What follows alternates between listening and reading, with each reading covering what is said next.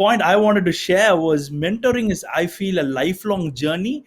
I mean, having lived both in India and Australia, close to 8 to 9 years in Australia, I understand the Western culture, how they operate.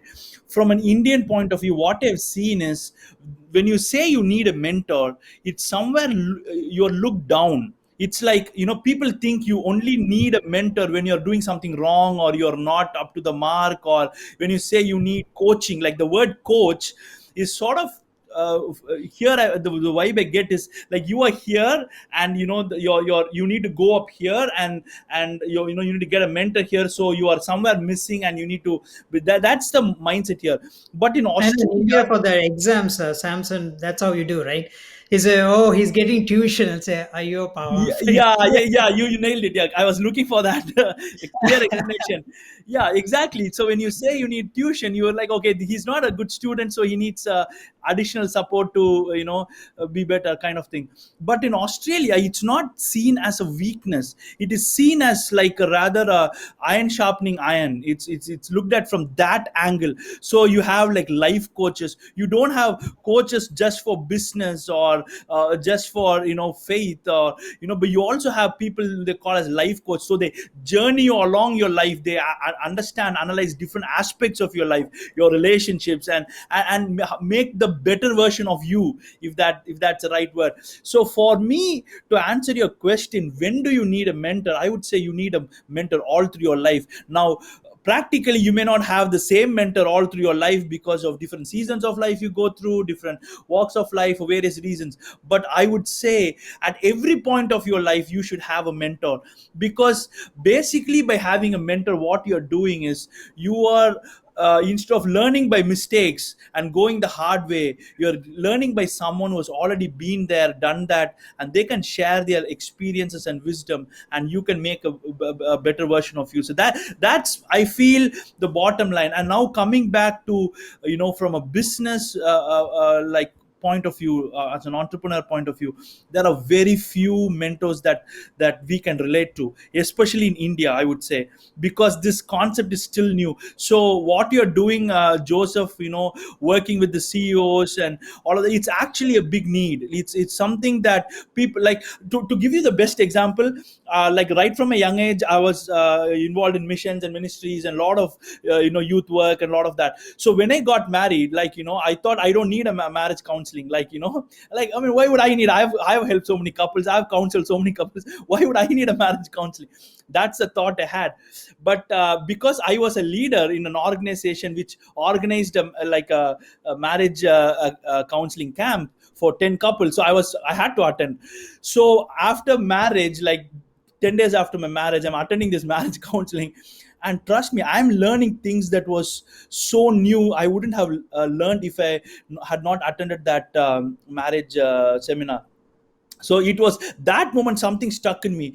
That was like, okay, there is no point where you say you know everything, you learn everything. There is always something new and fresh to learn, and you need a mentor constantly. So for example, as a newly married person, that seminar was great. But let's say 2 years later, I'm a dad of a daughter. Now that lifestyle is different. So now, at that point, your perspective is different. So of course, you need, that constant follow up, like, let's say, at least once a year mentoring, or, journey. And now, like, 5 years into marriage, I'm a father of two daughters, and, you're like, your family of four. Now your life situation, circumstances are different, you are in different stage of your life. So again, you need that follow up, mentoring, and all of that. The reason I'm giving this example is, like, how I've given an example for marriage, is the same for a personal life, same for a business. At every stage of your life, there is different innovation happening, there is a lot of pivoting to be made, like, there's a lot of, you have to adapt and be agile, and grow in different ways. So it's always good to have a mentor throughout your life. Now, answering quickly your another point which you said, like, do you find the mentor, or does the mentor find you? I would say the easiest option is that you try to find a mentor, and by whatever providence the mentor finds you, it's great, it's amazing. But let's not wait for things to happen. Let's just take the first step. And I would say, find someone who you like to be in 10 years time. Just because Joseph's mentor is great for Joseph does not necessarily mean he would be the best for me. Because there is a lot of vision and alignment and goals here. So if I want to be, where do I see myself in 5 to 10 years time, and what industry I'm in? So I would say, you would go and pick someone like that would be really great. And one example personally from my life is, I've been really blessed with very good mentors. Two of them, like really close, mentors. One of them is a lawyer in Australia, and we met in 2009. We straight away clicked, and he was sharing about a lot what he was doing, his visions and dreams. Straight away in my heart, I'm like, he's 25 years ahead of where I want to be and want to do. So I told him, I will carry your bags wherever you go, whatever meeting you attend. I want to learn and grow from you. So our journey has been in the last 10 plus years, and a lot of what I've seen in me being shaped into a person of vision, a person of purpose, has been a lot to do with my mentor that I have learned from. So it's like, if you find someone, just grab their bags and just go behind them. Just nag them till they say, okay, fine, I'm doing it. Just go after them. Yeah, so that's my few words. I'm so glad I asked this question to the both of you. You have provided so much insight. I think this is the kind of nuggets of wisdom that are hard to get in books or somewhere else. So you took it to another level, Samson. The thing with the mentorship. Thank you both for that. Since you mentioned both of you mentioned your family, I wanted to ask you this question, and from listening to you, are there times when someone, either your family or friends, have called your talk crazy and weird? And if that's the case, on a scale of 1 to 10, how crazy and weird are you, and why? I don't think I will. I mean, I would say the same thing for Samson as well. Um I don't think we will consider ourselves as crazy. Uh, I would look at the world and say, why Yeah. are they like this? They are crazy for not doing this, not growing, not having a mentor, not trying up new things. Uh, the world is not going to be the same all the time. So why are they not changing, right? Yeah. So that's the way I would look at. But as I said, my mom has been thinking that I'm crazy. She knows her son. So I worked in I worked for a while in Europe, and then I came back and said, and this is a usual practice in Europe. They have a stint, and then 6 months they will travel. So I said, I'm going to travel the world. My mom is like, what happened to you? And she started praying. You don't want to get married, and on top of it you are saying you want to travel the world. You're really gone crazy. So I mean, my mom has been thinking I'm crazy. Even now she thinks I'm nuts. But that aside, both my sister and my wife has been great supporter of every single thing that I have done. So I used to work in Bangalore. Fantastic. I won awards from office, all of that. And one fine day, I tell my sister and my wife that I'm moving to Delhi, and I don't know Hindi, and it is for government, and it is on a contract basis. Everybody in my office, the CFO called me and said, I know you are nuts, but I didn't think that you will be like this. Here you are in a stable job, you are getting awards from CEO, and why would you leave this and go there where you are on a contract for government? And why would you do this? You don't know Hindi. But when I came and told that to my wife, she was like, fine, we will go. What's the big deal? I said, I can put you in Coimbatore because she's from Coimbatore. I can put you in Coimbatore, I can give you the money, I will send you money every time. She said no. Whether it is porridge, like, I mean, kanjiyo kulo, We will eat together. And she has been with me. And as I said, in government, I mean, I was paid really well. So we would go for, I mean, as a Saturday evening night tea, we'll go to Radisson and five-star hotels. We'll spend 2,000 rupees for just a tea. She will come along with me. I said I started a startup, right? In a year, after a year, I mean, we didn't go anywhere. And I felt very guilty. She never bothered. And I took her to a hotel nearby. My lunch, whole lunch, was 500 rupees. That's all I treated her. She didn't complain. So she has been on the top, been bottom. She has come through me. And I don't think, as I said, I don't think I would do what I'm doing if she didn't believe in me. It's the same thing with my sister as well. Every time my mom complains and she will call me, find a job, find a job, find a job. My sister will say, Ma, let him do. He is successful. Why are you bothered? Let him do what he wants to do. Right. And so both of them, and thankfully I have, way too many women supporting me. but that's the beauty. I mean, I think everybody else is crazy, and my sister or my wife, I don't think they have thought me as enough crazy. Yeah. That's what I No, feel. I agree. I think this is how that saying came into being. With this, every success behind every successful man, there is women. Yeah. There is a woman. And now I know there's at least one woman. We should correct that. Lovely. Samson. Thank you, Joseph. And yeah, so I can fully relate to that because I have a similar situation with me as well. Have wonderful supporting mom and my sibling, my sister. In fact, my brother and I are doing the venture together. So we have a family that really supports. And my wife, she's my big cheerleader. And I know there have been moments when I come home like absolutely gutted, like you just think you don't know how you're going to make it through. And then I expect like, okay, well, what's my wife going to feel about? She's going to feel bad about this. What's going to reaction she's going to have? And then she comes and tells me, tell me one entrepreneur who has made it with just easily cruise through. Every entrepreneur has been through the highs and lows. And she said, this is nothing, you will cross this too. And in my mind I'll be thinking, you have no idea the problem that I'm talking about.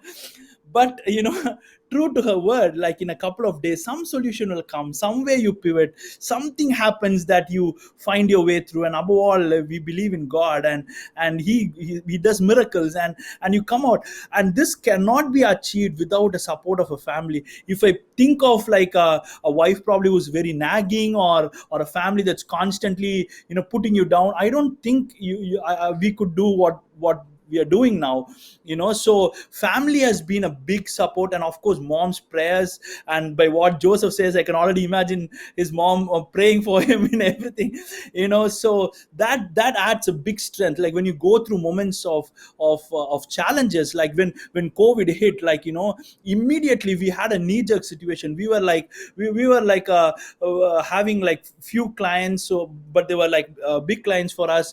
And suddenly our question was, what if these clients pull out? Like all those moments where you think are you going to survive this storm? But every time you go through, you come out stronger and bigger and better. And I say every setback is only a comeback. As an entrepreneur, like the question you ask, like do you think you're weird or crazy? We don't think ourselves as weird or crazy.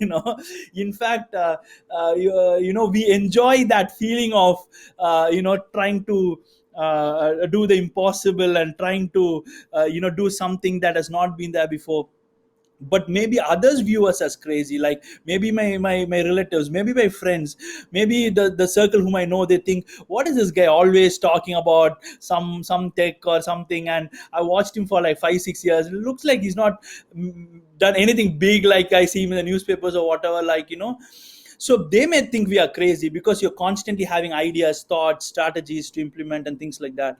But personally, support of family has been a great strength and great support, and they are the things that keep you going. And like I remember once in Australia, we were there with family for a couple of months, and like I had a very long day. We had like meetings that were not very great, and so I was walking. I got off the bus stop, walking to my home, kind of very sad, and my daughter was standing in the front, and she saw me and she started jumping in joy. Is like, daddy has come, daddy has come, daddy has come.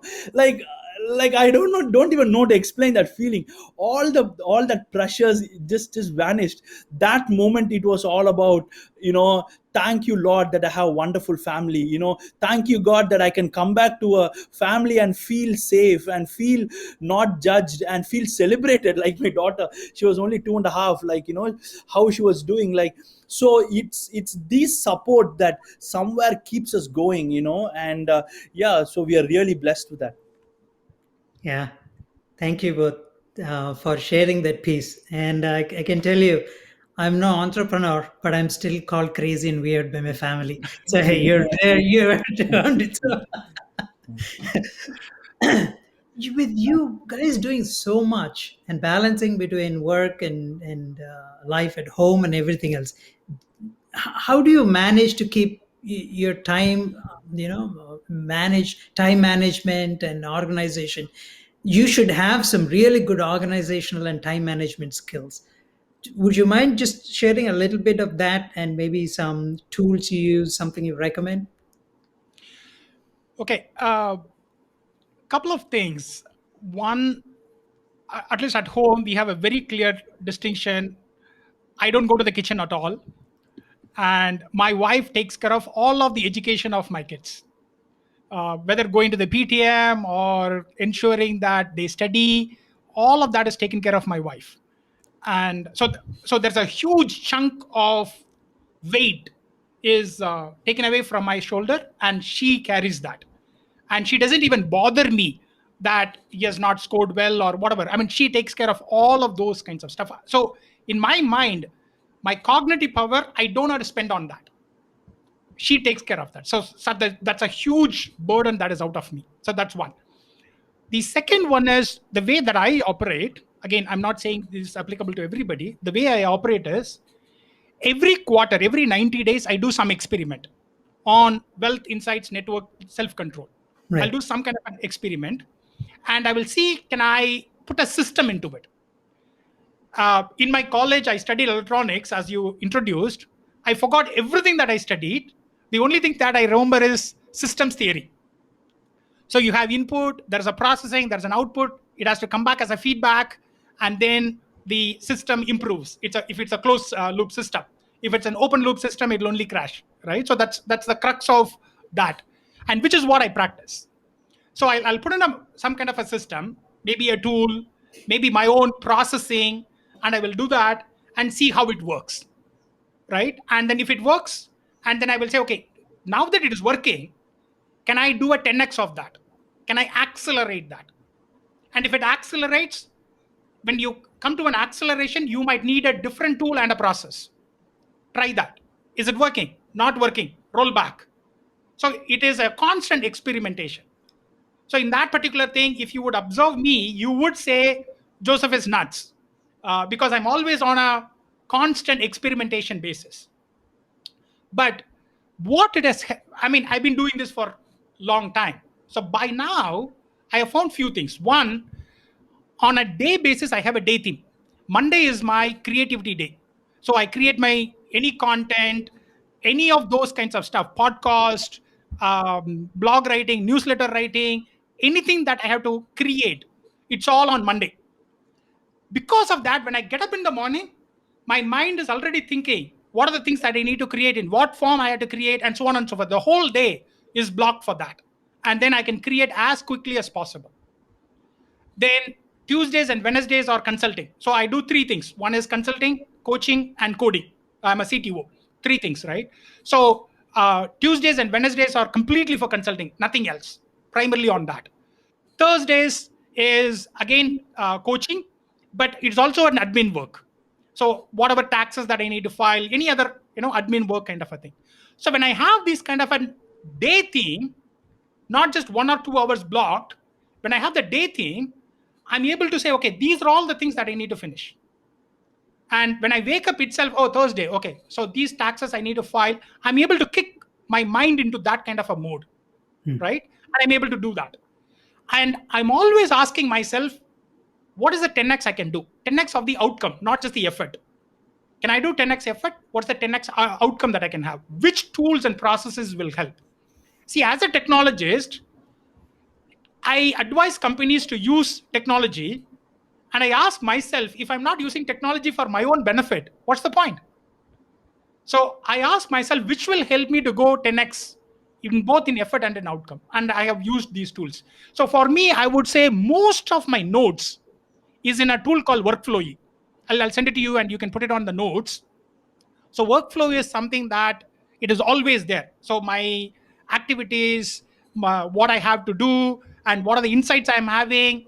And if I listen to a podcast, the notes that I take from there, my 3-year vision, all of them are in workflow. It is a very easy to use tool. The second one I use all the time is Google Calendar. It's all in the calendar. If it is not in the calendar, it doesn't get done. So Sam, you know it, right? When Yeah. you ask, can we Yes. meet? Yes. Put it in the calendar. That's it. At the It moment all you did it, I knew. Yeah. Yeah, it all has to be in the calendar. And if it is not in the calendar, it never gets done. And for that, I use another tool called Calendly, which can find, I link two tools, two calendars, and then Calendly can find the correct spot, and then it can tell you this is when Joseph is available. So I avoid, and in everything, I ask myself, how can I avoid back and forth? Right. Do it once. So there is a military saying in the US military, there's a saying, and in the Latin also, there's a saying, festina lente, which is roughly you can translate as slow is smooth, smooth is fast. So I am not always looking for how fast I can get it done, but I'm looking at how I can avoid doing this again. So I send you a calendar invite, I send you a time, you tell me, oh, this is okay for me, not for Samson. And Samson sent something, it is okay for you, not for me. So how can I avoid that back and forth, the ping pong? So I use Calendly. Okay, this is what it is. Find some slot that is suitable to you, and then I'm okay with it. So if you can avoid that ping pong, you will save quite a lot of this time. So I would say these two tools, the three tools that I talked about, the calendar, Calendly, and Workflowy, is probably the one that I use every single day. And there are a ton of other things, but these are the three things that I use all the time. Yeah. And then I have to say that the way I came up with that question was based off of you asking me to use Calendly. And I thought, so, definitely, by all means, because I've seen that happen a lot and I've seen a few people who have that ready. Then I thought, okay, if this is how he operates with setting this up, I'm sure he's got a much more under his belt at some point. We should get to it. So I at least wanted to open that window, and now everybody knows. Okay, so that's how we should go, and looking for the 10 edge, the outcome, avoiding back and forth. Yeah. The smooth is fast. So those kinds of things. Samson, I'm sure you got yours. Thank you, Joseph and Sam. I am very impressed by what Joseph said, but sadly and honestly, I'm not that organized as what Joseph is saying, because we work across 4 time zones. When I wake up in the morning, Australia is already having, about to finish half of the day, and then Europe comes in with their questions, and all the things that they want to follow up, and then we work on Indian time zone. Of course, I'm based in Chennai now, and then in the nights it's USA time zone. So my pattern is all around the place. Sometimes it goes to 2-3 a.m. As I told you earlier, I'm more of a night person. So it's been I'm trying my best to make things more organized. But one thing that really helps me in my way of doing things is I have a very good second line of leadership in my company. So a lot of what needs to be accomplished, I just split the roles and decentralize it to my second line of leadership. That helps me and my brother run things much better and smooth, and we focus on more of client relationships and more pioneering work of the company. So tools and stuff, I've tried using all these but it doesn't work for me.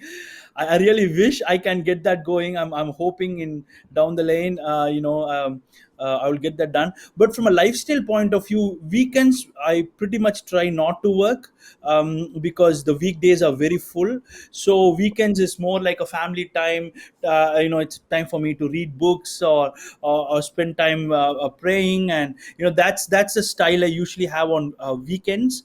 Of course, COVID has sort of affected that a little bit, because now you don't know which is Monday and which is Sunday, because all the days seem alike.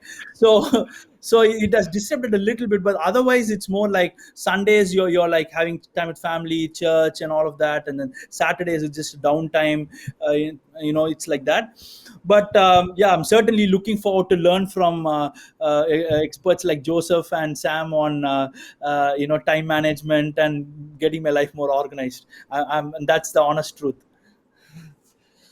No, thank you. There's always something, and like you said, we have to be lifelong learners, and I think one of the things we're trying to do here is connecting Hmm. everybody so we can benefit like how we're doing.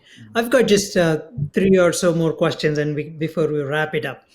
I know we're going a little longer than we planned, but I think we're really enjoying ourselves here, and so much of good stuff is coming out of this. So I kept it going. So thanks for your patience.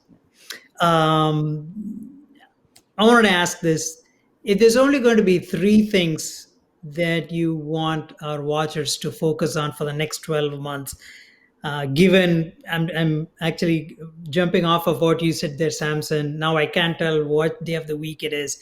Everything is gone into a toss because of the pandemic and the COVID. There's so much is happening, um, and people are saying uh, we are predicting things, but then this is the first time we have encountered something of this nature. So prediction is difficult. They talk about digital transformation, but what exactly is the nature of transformation? Nobody knows. Only thing they do know is pandemic is what put this into first gear. So we are going to transform, and it's going to be digital. Other than that, your guess is as good as mine. So that's really what it is. So, having said that, we still like to hear something and say, this is what I think the three things probably for the next 12 months for you to focus on. It could be anything, it could be a life skill, or it could be a thing for a job, that a skill that you want to learn. It could be anything. I'll leave it open. Three things for the next 12 months. This is what I think is probably where you could be focusing on. Watch out for this. Samson, you want to take it? Okay, so first thing straight off my mind that I had was, I would encourage our viewers to learn a skill, and that could be anything in your area of expertise. Upskill yourself. That's become very important now, especially as the times are changing. Technology is changing so fast that it's sometimes hard for like tech people like us to keep in pace with that. Like the rise of AI and the rise of technologies like AR and VR, blockchain. It's coming up at a pace that, of course, it means that these technologies were around for a while, just brewing at the background, and now when the right time comes, it just comes in all hard. So I would say learn a skill, and that skill could be anything. It could be learning to code, learning to teach, whatever it is, but learn a skill, because that will take you a long way. It will give you self confidence, it will give you sort of boldness. uh, that is something I would say. And even if you are in the management role, like, upskill yourself. That's something I'll definitely advise in the next 12 months. And number two, I want to bring this point to say, be grateful, because we live in a world where so many millions of people who existed 12 months back now are no more, especially in India during this second wave during May. We lost lives left, right, and center. And I'm sure those who are listening as well would have lost some of your friends or relatives or people whom you know. It was very painful. At that moment, suddenly I realized, what is the most important thing to you? Is it the rat race that we are running sometimes, or is it what is that important thing to you? Because I know people who just lost their lives in a matter of 5 to 6 days. They were normal, they got COVID, in 5 to 6 days they were gone.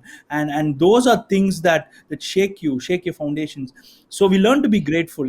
Yes, some of you might have lost your job, some of you might have had a pay cut, some of you might have gone through tough situations, but let's be grateful for where we are here. And that at least we are still surviving, that we can go from here. So that's some second thing I wanted to say. And number three I wanted to say is, spend time with your family.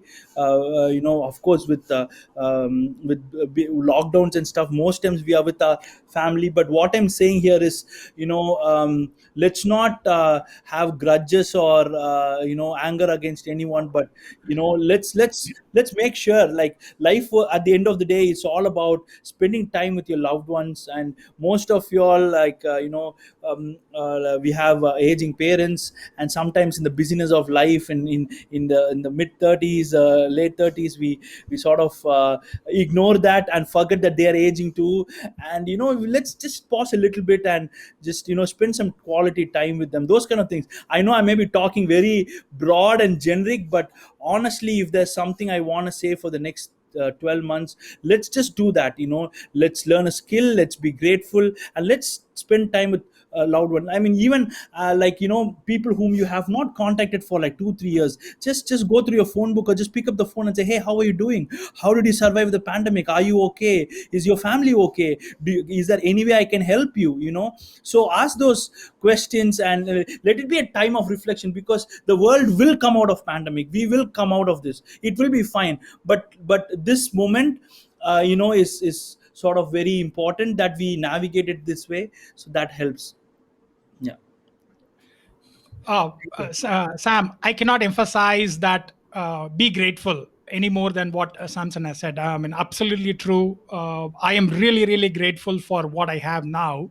In fact, probably I'm also grateful for this session that we have. But if I were to add three things, at the at the end of every year, the last quarter, I conduct this particular exercise.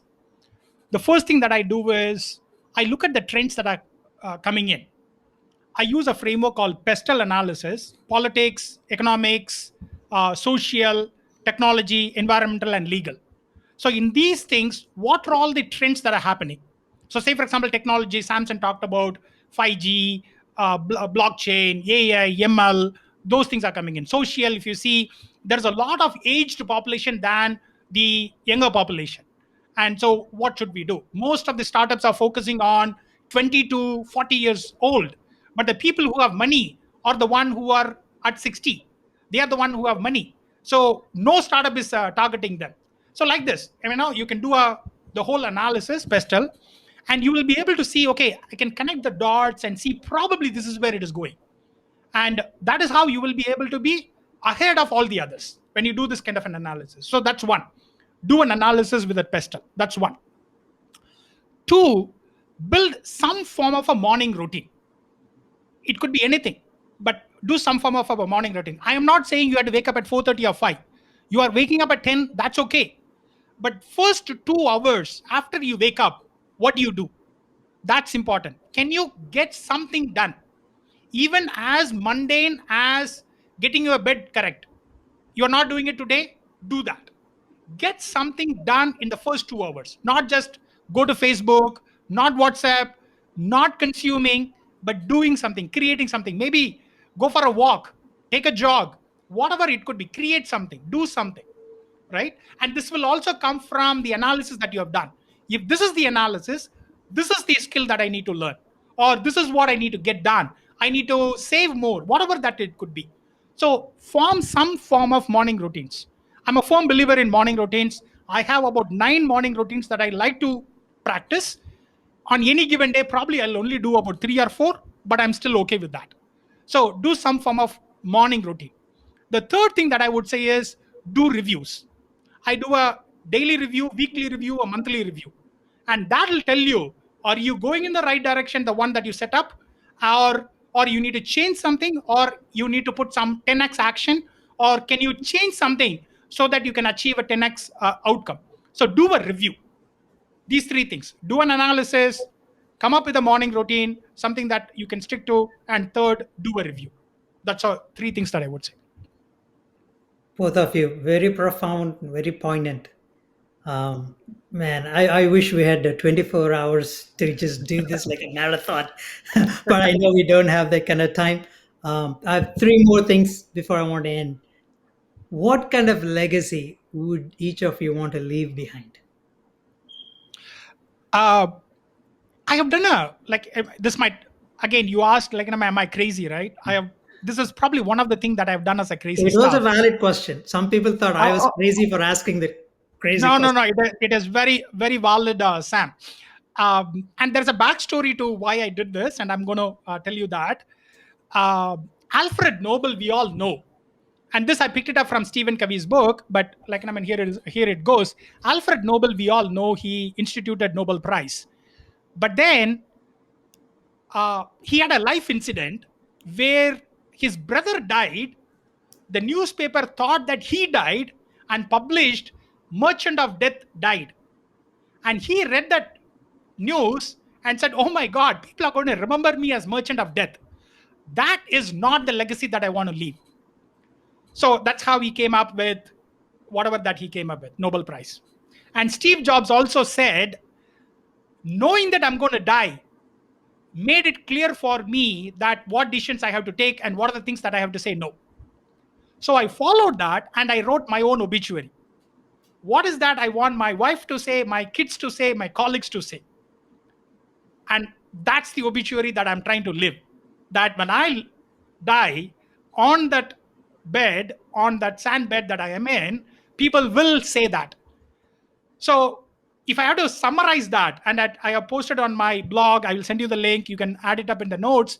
But some of that is, if I were to summarize it, it would be like my calling is a coaching calling, like I mean helper calling. I've told you that I could be a second. My mentor told us that you are not the CEO material, but you are the best of the best, second in command.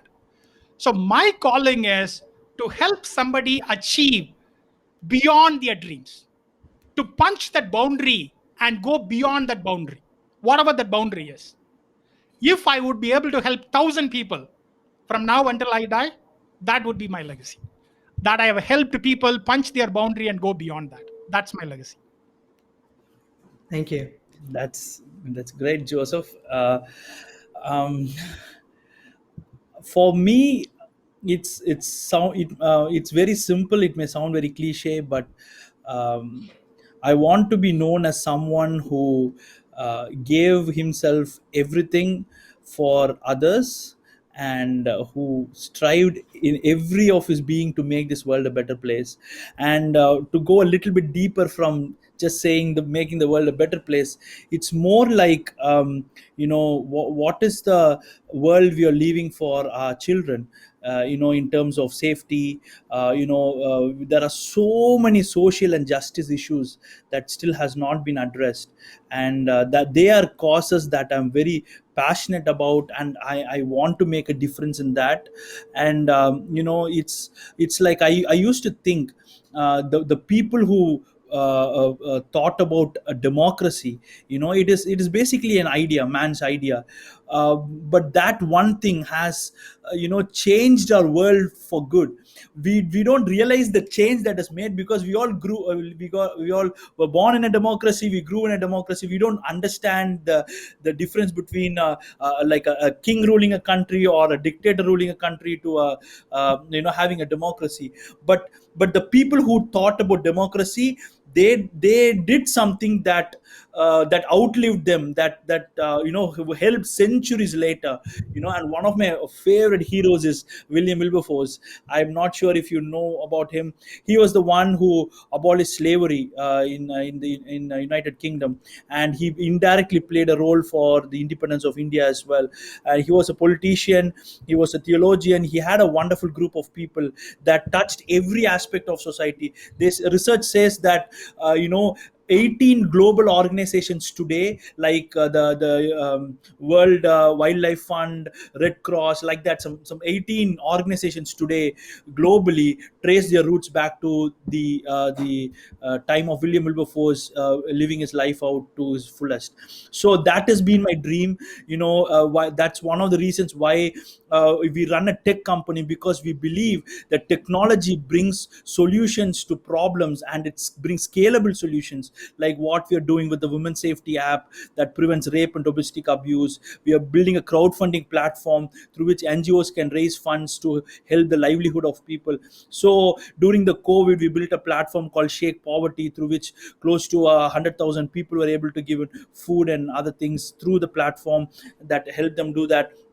So we do a lot of tech things by the side with a mission heart in mind. So outside I'm all this techie, but deep inside my heart I'm this missional guy wearing a modern suit called technology.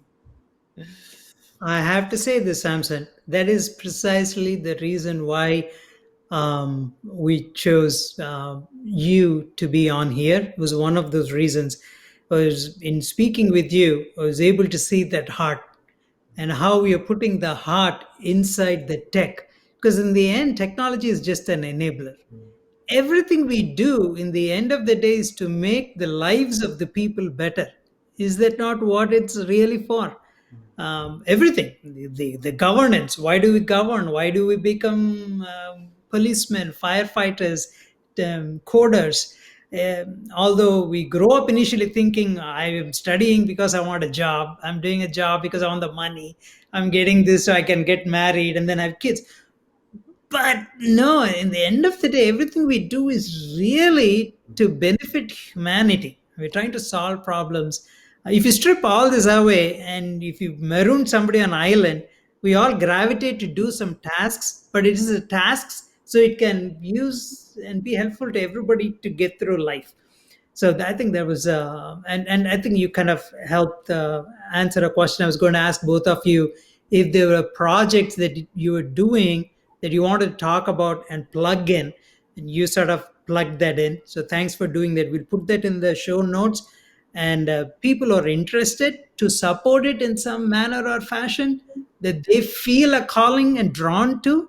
Um, that's where I think we want to link. That's what our magazine, we have that tagline, to inform. Most alumni magazines, all they do is they inform. They tell you who is where and doing what.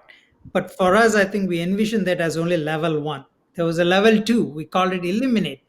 We wanted to highlight what are the needs right now out there in the society, illuminate, spotlight, and who is helping, trying to solve that problems. What are they doing? Highlight, spotlight, kind of what we're doing. That was the second level. It was not enough. We just highlighted that. Third one was to initiate. We wanted to be a platform where we can bring that to peace and we connect people and say, hey, you want to initiate some, and we left it open. Initiate a conversation, initiate some kind of an engagement. It's something else you need to do, but we wanted that to be there. So I think with the show notes and all of that, we will hopefully do that. So having said that, I wanted to ask both of you in closing, how do you think our magazine can further do that? If you have any thoughts, I would like to hear that. It doesn't have to be on this show, but please continue to support the magazine, the alumni magazine, even after this episode is done. Uh, one word or phrase you would use to sum up today's experience and episode. I would say fantastic. Thank you, Uh, Sam. It's been great, and for you to take all this effort from a completely different time zone, it's not easy. There's a lot of hours of time that's gone into this. Thank you for that. It's been a great experience. And Joseph, it's lovely getting to know you more. I mean, all these questions, it kind of helps us to understand the person a bit more. And I love to be in connect with you and touch with you. And I mean, of course, there are so many things I can learn from you. I would love your mentoring as well in areas where definitely I can learn from you. Yeah, it's been great. It's fantastic. Thanks, Samson. Sam, you talked about what the alumni can do, right? Uh, I think you are doing the three things that you talked about: inform, illuminate, and initiate. And I can see that you are doing it with a passion. Nobody's paying you for this. And at least if you are on a Sunday morning and you are sitting there on a Friday night, you could be taking going for a party, or at least at home you can be sleeping, but you are doing this. Hats off to you. Thank you for doing this with a passion. So that's commendable. One thing I would say is there's a large number of we have a diverse network in the alumni. I mean, there are academicians, there are entrepreneurs like Samson, there are job seekers, there are people who are thinking about starting something. Diverse network. See if you can create a platform where you can match up people, and maybe once a month I can talk to somebody, like not just Joseph, anybody, whoever comes on that particular platform. I can talk to, say, for example, Sam, maybe once 30 minutes, and I can find out who Sam is. I can know a little better. And maybe I can talk to Samson, and I can talk to Nivita, and so on and so forth, right? So then when I have the diverse network, probably then I will know. I mean, one, the spark itself will come. I talk to Samson, and I'll end up this conversation with, like, oh my God, I need to do something. I mean, if nothing, I will go and support the Samson, right? And I can talk to Nivita and say, okay, I can do something for the magazine. I can talk to you, and then probably I will learn something about the US and your industry, and I might do something there, right? So the conversations are the initiators of the ideas.